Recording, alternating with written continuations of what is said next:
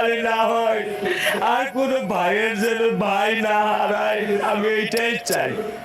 আমার সন্তানের বিচার আপনারা করেন না, আমাকে কিছু দিয়েন না, শুধু সমাজটাকে একটু বদলাই দেন আল্লাহর হস্তে। সমাজ কাঠামোটাকে আল্লাহর হস্তে বদলাই দেন। সমাজের বিবেকবান মানুষদেরকে আপনারা একটু বিবেকটাকে সঠিক পথে চালাবার ক্ষমতা দেন। আমরা একটা কথা আপনার মুখ থেকে শুনতে পেরেছি, আপনি রাষ্ট্রের কাছে বিচার চাচ্ছেন না, আপনার মেয়ে হাত চাচ্ছে।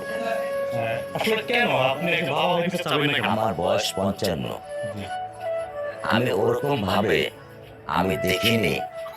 আমার ভুল হতে পারে, আমার জানার ভুল থাকতে পারে, আমার জ্ঞানের স্বল্পতা থাকতে পারে, যে আইনের ফাঁক ফোকর দিয়ে কোনোভাবে বের হয়ে যায়নি।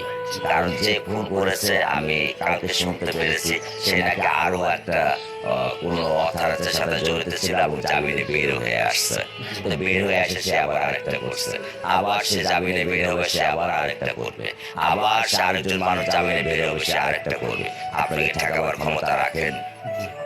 আপনার কাছে কি সেই ক্ষমতা আছে? আদালতের একজন বিচারপতির হাতে কি সেই ক্ষমতাটা আছে? আমি রূঢ় ভাষায় বললাম, আমাকে ক্ষমা করবেন। আপনাদের কাছে সেই ক্ষমতা কি রাষ্ট্র দিয়েছে?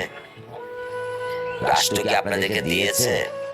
আপনি এখন অন্যায় করেন, আধা ঘন্টা পরে আপনি জামিনে বের হবেন, আপনি গলায় মালা দিয়ে ঘুরে বেড়াবেন।